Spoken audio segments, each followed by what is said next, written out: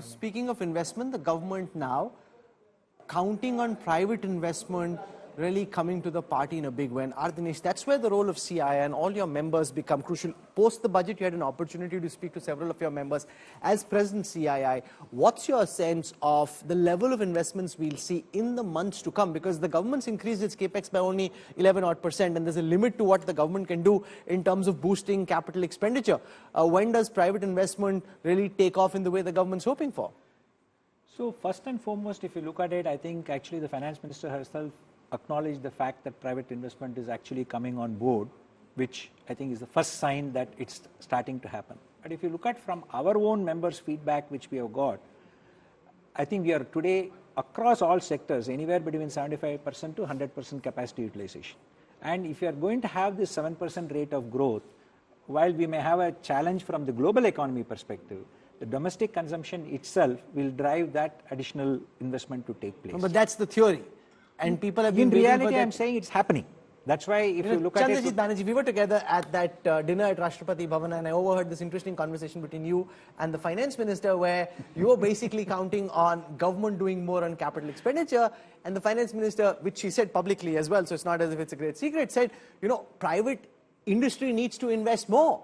And that's something that the government and people who observe the economy have been waiting for a long time, for investment to kick off in a very earnest and meaningful fashion. So number one, yes, private sector has started investing. If you see sector by sector, there are sectors where you see private sector expansion.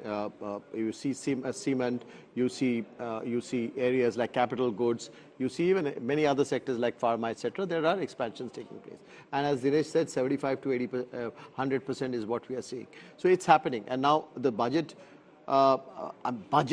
in the past have actually also, the capex post-COVID was a very important facet of the budget coming out. And this one, yes, of course, the 11%, it triggers off on the acknowledgement that the private sector has. And if you see areas like, if you see affordable housing, rural housing, which has been given an impetus, 100-odd sectors actually get involved in when a sector like real estate is given a boost. So I don't see a reason why private sectors, I'm not saying when it will start, I'm saying continuing to build on the start, which has already happened in terms of private sector, bringing in more fresh investments. Gaurav, the reality is a lot of the headwinds that came to the economy are now in the past. The problem in critiquing the current state of the economy is that if you look out in your front view mirror, you get a sense that from here things are likely to get better. I mean, the big concerns are geopolitical, international, domestically. At the end of these 5 years, I mean, it may not have happened just at the moment in terms of a big takeoff, but you're poised and heading in that direction. See, Rahul, just quoting the data on the discussion which we were having, you know, the current consumption expenditure is 21 years lowest. That is the data as per the advance estimate which was published in January. 4.4% of GDP is the PFCE. So where is the consumption? Who is consuming? And that is reflected in our hunger index also. Out of 125 countries, our ranking is 111. And behind us, only 12 sub-Saharan countries and Afghanistan and Haiti. We are not, our demography or the young or aspiring India can't afford to see these things. They require jobs, solid jobs.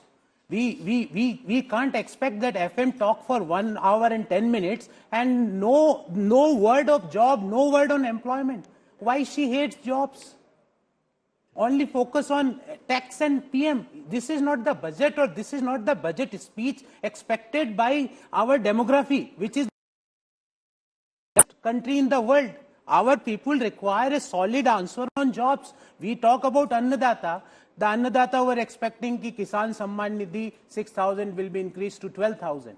I would be the first person to clap on that. Still, if they want to do, I will clap.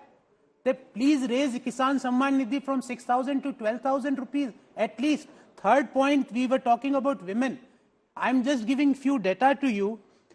Milk, sugar, potato, onion, tomato, tur dal and rice. The average increase in prices in last 1 year altogether, I had done one analysis, is 23%. Whose income got increased by 23%? Is your income increased, or which middle class family's income got increased by 23%? So, so let me put that question to Kunal. Well, on the issue of job creation, I mean, the Indian startup story has been a story that's usually in the headlines for the right reasons. Just straight off the bat because of Paytm, and before that Byju's, it's taken a bit of a hit as well. But do you think the government's focusing as much on job creation as is required for an economy with our demographics? Look, while we are here to discuss the interim budget, it's also important to zoom out sometimes and see how much we have covered in terms of distance. In 2014, there were 350 registered startups in India. Right now, we have 1,12,000 registered startups. Imagine the number of jobs they have created already, directly and indirectly. And a lot of the announcements that were today, while it was a short budget, even in that short budget, there was enough for startups, particularly for the sunrise sectors, where the 1 lakh crore low or no interest scheme was announced for the deep tech R&D sectors of the startup and overall economy.